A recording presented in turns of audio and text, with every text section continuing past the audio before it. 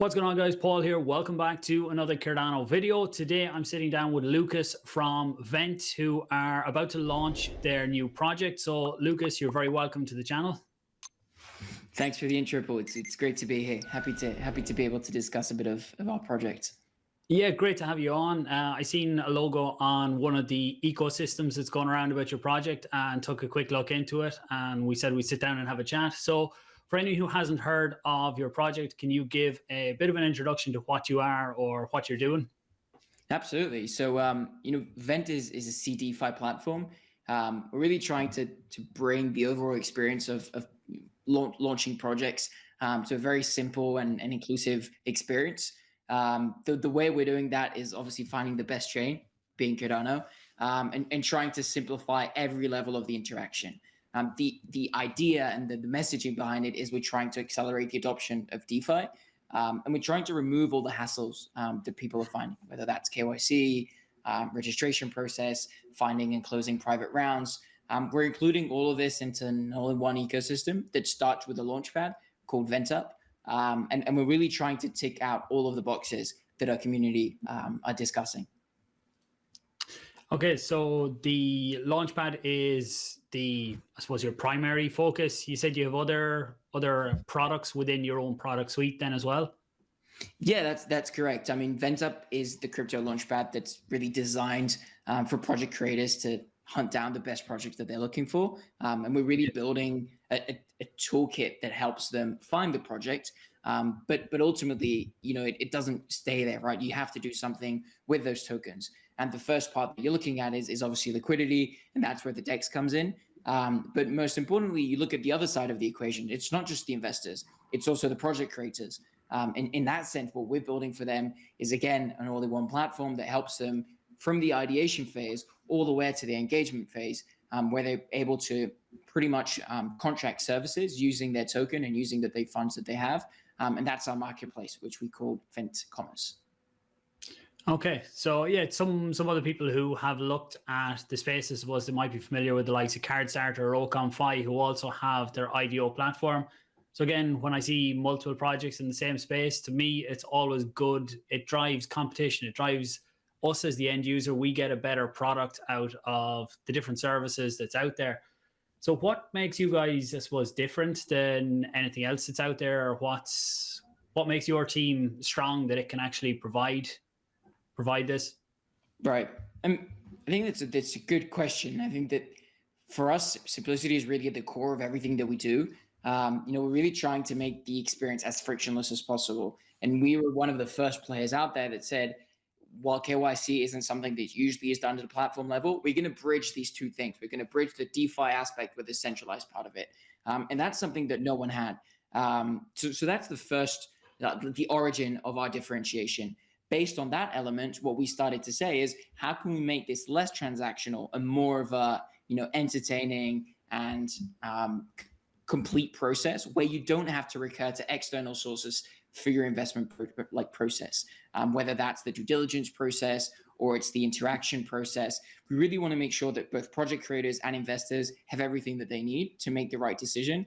And it's not just unfunded hype that allows a project to raise funds, but really they have a great idea. So what we said is, how can we take all these functionalities that the community are requesting or that they're using on different platforms, aggregate them on one platform, but then give them the underlying technology that is powered by Cardano. And that's really what we believe makes the perfect melting pot of functionalities that will eventually keep our users within one place, right? You're not going to go on different applications. Yes, because I've taken a look at the Launchpad, and what I get is that you're trying to really bring the community into the decision on what projects should be on there, and getting a lot of the community vetting in there, because it's okay for one person to give their opinion and that one goes viral, but it's great, I feel, that you bring a community effort into it. Having more people looking at it, it's going to highlight different things that need to be looked at. So on your Launchpad, just when we're mentioning that, how will that process work? So when we look at other platforms, it's like you buy their token, and with their token, that gives you access to tiers, and you get bigger allocations depending on how much of your token that they actually own. That brings problems in itself, but how are you looking to work on that one? So let me run you like through the process. It's relatively simple. Everything like on any other digital product starts with a registration. And we register. In this case, this is the centralized part of the platform. People come in, very simply create a username, create a password, secure it with their two-factor authentication, and they're in. This is free. There's no requirements, no staking, no token. What this allows people to do is get access to a secure environment where we're trusted because we've gone through verification. We know that you're a person, you're not a bot, and we give you access to projects. Now, the most important thing is, like you said, gathering the opinion of the community. And so what they're allowed to do, or what they can do, is upvote, comment, and like projects. And this is pretty much going to start to create some type of organization within, hundreds of projects, ideally in a pool. We've got this pool of projects. Let's say we have 100 projects, and like 10 of these projects are starting to be showcased. At this point, we have a second level of verification, which is these projects have come to our attention. A lot of the community are interested in them. And so they're going to have a team due diligence process check, which is we're going to manually verify them, go through everything that they have, whether that's their tokenomics, their team, their advisors, their technology, their audits. This will really help us take a decision of, are they in ideation phase, and what label are we putting there, or are they ready for IDO? This differentiation really helps us put a timeline to the process, and really helps, I would say, help a project grow to the level at which they have to be. So many times we've seen projects come and say, we're ready to launch. That's not true. They're not ready to launch. And that is what we as a platform can provide them. The second stage is, as a user, what can I do, right? I've upvoted a project. I want to participate. I want to have their token. What's the process like? In our case, we have a very, I would say, different way of doing it, which is called the PAS, the point allocation system. The way it works is, simply put, you stake. For what you're staking, you receive points, which is a balance. This balance of points you've earned, and you keep, independently of if you unstake or not. These points are what you're going to consume, or what you're going to use to get access to projects. The more you stake, the more points you generate. If there's a project that comes along, it doesn't fit your requirements, you don't want access to it, you don't need to spend your points. And I guess that this is really bringing a solution to two big things that we're seeing in this space. One is the guaranteed allocations, where people are literally staking thousands of dollars and then getting $10 allocations, and that's ridiculous. And the second is, there's a lot of wasted opportunity. You're dividing it into two, then people don't take their allocation, but the cap is too low. But by doing this, we're really incentivizing people that are staking for the long term. We're also, rewarding new users and newcomers because they still get points. And ultimately, it's kind of a perfect solution for everyone. It's really hard to find, but we think that we're on the right track. We need to figure out how this reward system is going to be compensated, and how they're going to get into the different tiers. But I would say the high level overview of this is really, on track. Okay, yeah, it's an interesting one on that, because when we look at companies that have tiers, it's generally people who got in really early into an IDO platform. They own a lot of the token, so then they get the biggest allocation in every project that comes through, and it kind of creates the exact same whale in every project. So looking at ways around that, I don't think there's ever going to be a perfect solution, but looking at ways to try and, I suppose, make that a smaller part of it is always going to be good. Just on the staking then, so when they stake, they earn the points for staking. So it's a one-time thing. I've also seen other platforms where you have to stake individually for different launches that are coming, but if I stake once, I can just leave it sitting there and I earn the points. Do I also earn staking rewards on Vent, which Vent is the token? We'll get onto that, the sale and everything, in a few minutes. So you get the points. That's where we're starting. We're starting really simple, and there's one staking, there's a 1 point system. Keeping it, again, really, really simple. What that allows you to do is gain a position as a member of the Vent community, independently of the projects that we launch. Then it will come down to us, and there's obviously a lot of pressure on the platform to find great projects that you can spend these points on. But most importantly, at this point, the reason why you want to hold on to your Vent token is because it's going to give you access to multiple things. The first is, like we said, this governance ability, which is the more you participate in the platform, the more interaction you have, the more points potentially you can get. But most importantly, the more allocation chunk you can get depending on the tier that you're at. The points will then obviously translate into a tier, because that's the way to do it. You can't just have like, infinite amount of different tiers. At some point, maybe that's mathematically possible. For now, we're looking at, anywhere from 5 to 6 tiers based on the points that you have. But this would be dynamic. So imagine that, we have 1.5 million points in circulation. At some point, you have to, make the cut for that week or for that month. Maybe next month, if people have consumed all their points because everyone's been participating very actively, then the point amount required for that tier will be lower. And again, we'll put out very clear information on how that works.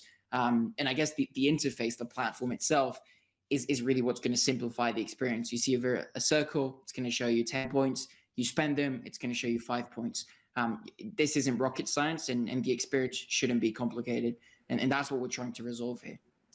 Okay, and then can I just participate? Say I have lots of Vent, I buy up lots of Vent. Can I just keep participating in every sale, or is it every second sale? Or if I buy into this one, can I still go into every sale after that?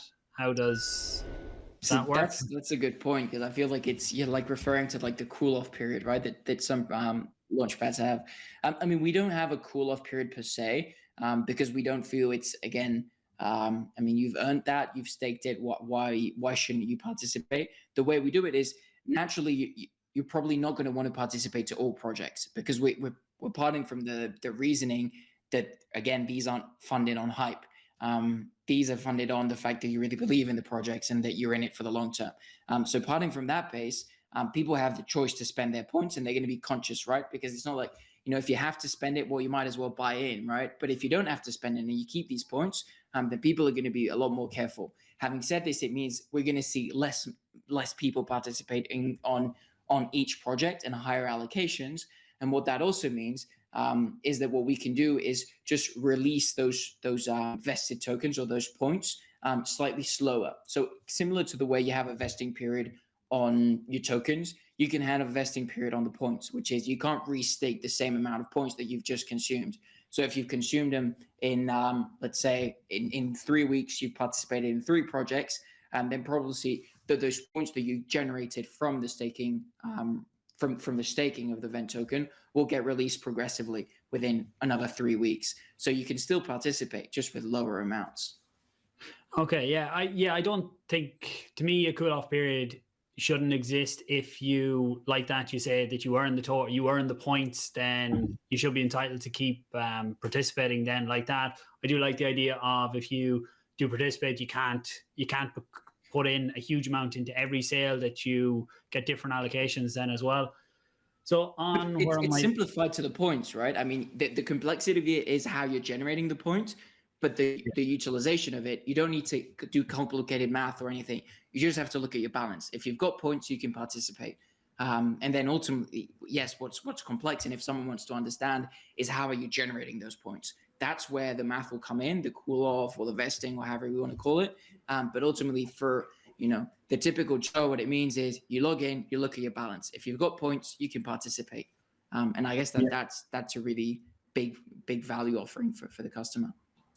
Okay, so say people get involved and the IDO platform is live. When are we looking at projects actually launching through the platform? Have you got some in the pipeline now, or is that months off? No. I mean, obviously that's exciting. We have 6 great projects that we're working on. They're very Cardano specific. So they're very connected with, obviously, the Alonso release and smart contracts being available. Having said that, we have projects from every type of phase, I would say, from the really early on ideation phase. They will probably like flourish in the fall of this year. To projects that are super advanced, that have been prototyping, that have their engineering team, have been part of the Plutus Pioneer program. They've been playing around with specific code. These guys are way more advanced. Again, from different industries, we have thinking like banking, some are more like entertainment oriented. We've got some are kind of in the liquidity deck space as well. Some names are really out there, and very excited to announce them very soon. But I would say, expect a lot September onwards. We'll also be announcing very shortly after our IDO who's going to be our showcase project. I think that's what everyone's expecting. You launch what's the next one coming up. That'll be announced very, very soon. But again, very exciting, close collaboration with a top tier project, I would say. Okay, great. Yeah, looking forward to seeing what the first project, I suppose that's your own IDO is the beta, and then the real test is when you have the first project running through the platform to see how it all runs and how the allocations and stuff like that work. So there's one thing that we haven't mentioned, I suppose a fairly big thing as well, is that you guys are, at the minute, you're not building on Cardano for, I could ask the question, but it's obvious we don't have smart contracts yet. So you're looking to build a bridge between Polygon and Cardano. So we do see other projects, they go to Ethereum and they look to go and cross over from that. So do you want to talk around that? Why Polygon? Why you went there instead of Ethereum or instead of Cardano, or just around that idea? Absolutely. And I think that, again, it's a common question. And, it would be too easy to say the credit is ours, because it isn't. Initially, we were Ethereum based. We were looking at typical, pipeline or roadmap. Like you said, we start on Ethereum and then leverage the bridge that IOHK said they're going to build, right? They were going to give us the tools to do it.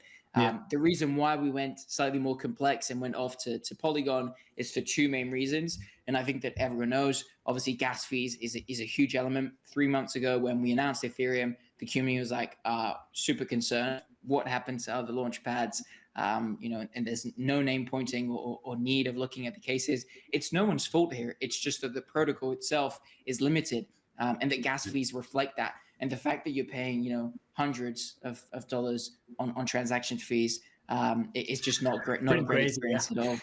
Exactly. And so that's the first thing. The second is obviously what's the scalability that you're getting, and what quality of projects are you finding? And this is not to say that we don't believe in Ethereum or that we don't think that they're great projects on Ethereum.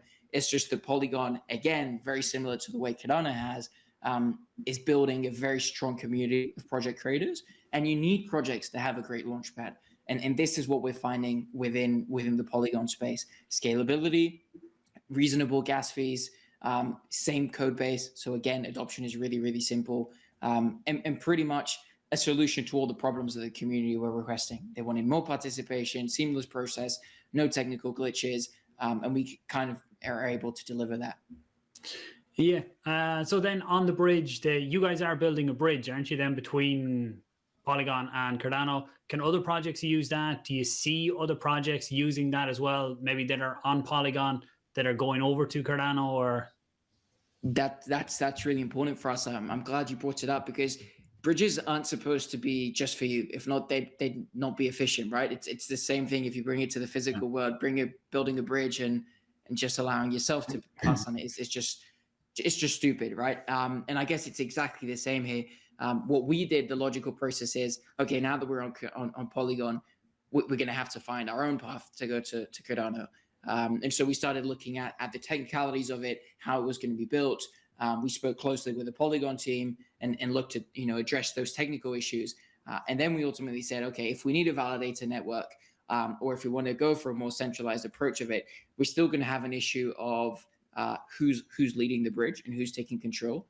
In that sense, we were like, okay, we don't want to take on the full responsibility. And the reason there is, a bridge is supposed to be for everyone. A bridge is supposed to be open. It's supposed to be decentralized in the sense that no one controls it. There shouldn't be a specific entity that says you can bridge, you can't bridge. And in that way, what our approach was is who's in it for the ride, right? Who wants to participate? And where we obviously started were the 6 projects that we were working with, project that were on our pipeline, and said, what are you thinking of doing? How are we going to build that project?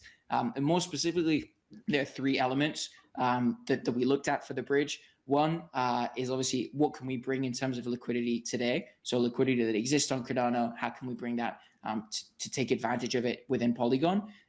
But I would say most importantly, like we all believe in interoperability, is how can we keep the bridge open, so that whether it's using wrappers or other cool ways of connecting both chains, how can we keep this thing alive? It's not just a temporary solution, but we really make the best of both blockchains.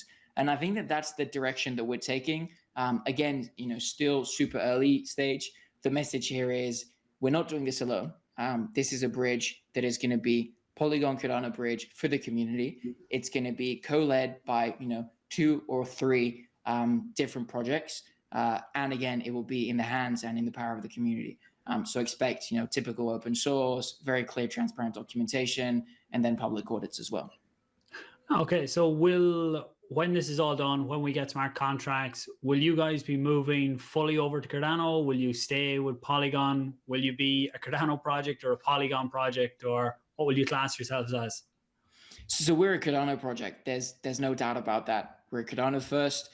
We're Cardano focused as well, in the sense that while we do have other technology, our focus and our priority is Cardano. Our pipeline reflects that. We're not looking for Polygon and then saying, okay, then we'll look for Cardano. No, we believe in Cardano. We're just realistic of what exists today.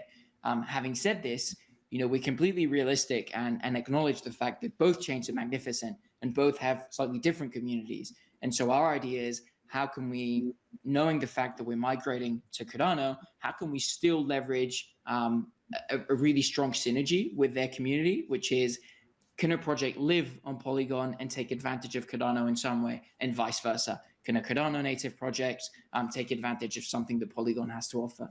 And again, the answers aren't on paper. I think there's still a lot to be explored, a lot of work to be done. But the intent is there, and more specifically, the resources that are there as well. The fact that we're able to aggregate interest from multiple projects, make sure that they also provide resources to find a solution, is really going to help us, create this bridge. And again, the simple solution and answer to your question is, we're focusing on Cardano. We'll be on Cardano. Expect us, before the end of the year, absolutely, for sure. But we'll still be within the Polygon space for many years to come. That's good to hear. Look, I know some people will say you should be 100%, and because I have a Cardano channel, it's like, oh, you're maximalist, just Cardano. But to me, interoperability is going to play a big role in the future. Like, there's no one chain is going to be the winning chain, and that's it. Like, we even see Cardano, we see them making partnerships with other chains out there, because you have to be able to work with everyone else. Everyone will have their own niche as well, and different chains will have different advantages. No one chain can do absolutely everything perfect or the best possible way. So let's get on to the sale then, and we will look to wrap it up then. You guys have the first project launching through your platform is your own sale. Do you want to get into the specifics of that? I think whitelist is open already. The sale hasn't happened yet, but it is upcoming. That's correct. That's absolutely correct. So we started our registration last week. It's going really well. We've got more than 1,500 users registered. The experience is, again, a bit of a learning curve. Remember, this is a beta version of our Launchpad, of Ventup. The idea, though, is to prepare everything so that the experience is even better down the line. Quick stats about our community. We've got about 7,000 members now in total. Registered on the platform, 1,500. Out of those 1,500, we're rewarding our early community members that have been with us, before we hit the 1K mark. These people are going to have 2 really important things that I would say are relatively standard. The first is a guaranteed allocation. This is really important because you want to reward these people as early community members with access to the token. The second is whatever's left over will be a first come, first served. And so even if you haven't been part of the early community member, go ahead, go onto the Launchpad, register, click the whitelist button, and request access, because you still might be able to get access. How this is going to work is through Chainlink VRF. We've been working closely with them and posted a bunch of articles about it. I would say today it's the easiest and more, I would say, again, like the name suggests, verifiable way to randomize access to your token. That's what we opted for, especially for now, before we have staking. It's going to be simple. You go to the Launchpad, you register, you get access. Total raise is 300 and let me find it here. Our total raise is 336K. We're super excited to be able to announce very, very soon that we'll be doing a dual launch. So while we're excited to have our beta release, we're not on this journey alone. We're partnering up with one of the best launchpads out there. They're really going to help us understand how growth is done successfully, how a launch should be done as well, and what are the key aspects that you require, whether that's secondary exchanges, marketing efforts, etc. And that's really good, give access to a multitude of people to the Vent token. Okay, interesting. So two things there actually. So you're doing a dual launch. That's for your own sale as well. Part of your sale will be through your own platform and part through something else. And then on the That's other one correct. is straight after the platform. Do you go onto a DEX? Where does the token go on launch? So those are two good questions. Yes and yes. We are doing a split launch, so a 50-50. This is going to give chance to again both communities, leveraging the fact that we really want to be as open as possible. It's going to be a split, an equal split, so 168K per platform. Our platform has our norms and our KYC process. I think that we can touch on that as well, but again, trying to be as open as possible to get different members. If they're not able to access because of these requirements, we're absolutely going to be on a DEX. More specifically, we're looking at being maybe on more than one DEX, but we're definitely expecting to be both on centralized and multiple decentralized exchanges. Okay, yeah. Whenever they come out, I can always mention them here as well. I will put links down below for anyone who's interested in all of that, in the sale and everything. I'll put them down below with the links to your social platforms as well.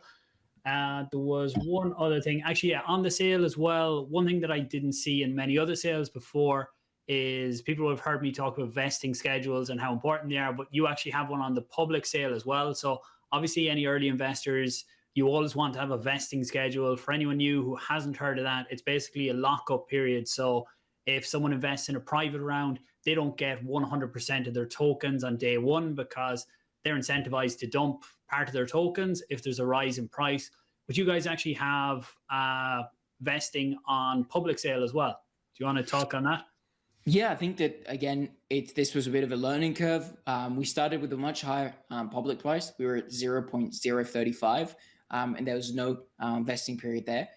What that created is slightly a larger gap between our private rounds and our public rounds. And the feedback that we had received is, we're happy to be locked up and incentivized to hold our token in the future, but we want to have better conditions or closer conditions to the private rounds. And so based on this feedback, we reduced our price. This also meant, equal opportunities pretty much for both parties. But again, it has to come at some cost. And so the way we did this is a 50-50. So you get 50% at TGE, and then at the end of the 90-day period, at the end of the quarter, you get the rest of your tokens. The idea here is that you're able, as soon as staking is introduced, you're able to stake your tokens as well. So it's not like it's a full loss. It's just, give us, those, I would say 30 to 90 days to be able to show you what we have, and then take the decision to do whatever you want with your tokens. At the end, those are your tokens. You're free to do what you want with them. Just let's make sure that we're all reasonable and that we protect the interest, like you said, of all token holders, whether that's our really, really early seed investors and our newcomers as well. Yeah, no, I think it's an interesting aspect because lots of times we see a project launch, they get lots of hype and everything, and then launches at a really good price on day one, and you look at the chart and it's just the price just tanks down, and it's called a rug pull and everything's gone. But that's where these vesting schedules and proper tokenomics become really important. So one other final thing, I see we're going up on 30 minutes. We want to wrap it up fairly soon. But one thing that you mentioned to me before this is I was asking about KYC, and normally US, Canadian citizens are not able to participate in things like this due to regulation issues. Hopefully that changes for them in the future. But you have an interesting concept on how they can still be a part of this, but not be a part of it. Do you want to explain that? Yeah. I mean, I must say, the first legal disclaimer is this is absolutely legal. It's not like we're changing anything on paper. What we're just allowing people to do is a very simple functionality, leveraging the platform that we have. If someone is lucky enough to get a whitelist spot, and unfortunately can't proceed with KYC, they have a very simple button that says transfer your whitelist spot. And similar to what you would find with NFTs where you can start trading them, in our case, the first use case isn't trading, it's just transferring it to someone that is able to provide and to do a KYC. And pretty much, allowing them, whether that's a gift or something else, they're giving them their access to someone else. This other person, again, will have to do their KYC and comply with all the, regulatory requirements. But if you have a family member that's abroad or that can do the investment, then again, it's a really nice way. And again, super simple to transfer it. You click the button, you just type their email, and off we go. That's it. So again, it's not the best solution, but it's definitely a solution for the time being. Yeah, no, I thought it was very interesting when I heard it, because I know when I talk about things before and people go to register, then the first thing I generally get back is US citizens can't get involved, or Canadian. And I know they still can't get involved in buying the token because obviously they can't right now with regulations, but they can still become a part of the community, potentially get involved. They can do what they want with their, I suppose, their prize of a whitelist spot. And that's down to them anyway. Is there anything else that we missed out on here that you want to put out there to the community before we wrap it up? No, I think we've touched on some really interesting topics. Again, we're super happy to, like we said, we're very community focused, to listen to you guys' feedback. Have you join the community and the chat as well. You can find us on pretty much all socials at Vent Finance. And again, any ideas are welcome. We iterate, we build on them, and we try and deliver technology and a platform that allows you guys to have a better experience, whether that's as a project creator or as an investor. And I guess that, yeah, let's keep the conversation going and see what you guys have to say. Great. Well, look, Lucas, thanks very much. I appreciate your time coming on here. What I'm generally doing here is bringing on different projects to show what's going on within the community. And it's always good to see what's out there, get ideas, and let people make up their own mind what they want to do. I'll put all the links down below for Vent Finance, all the socials, the website, everything like that. You guys can check it out.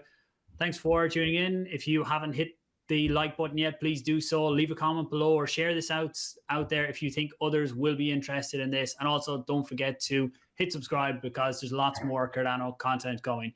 Thanks for joining us, Lucas. Have a good one. Bye-bye. Thanks.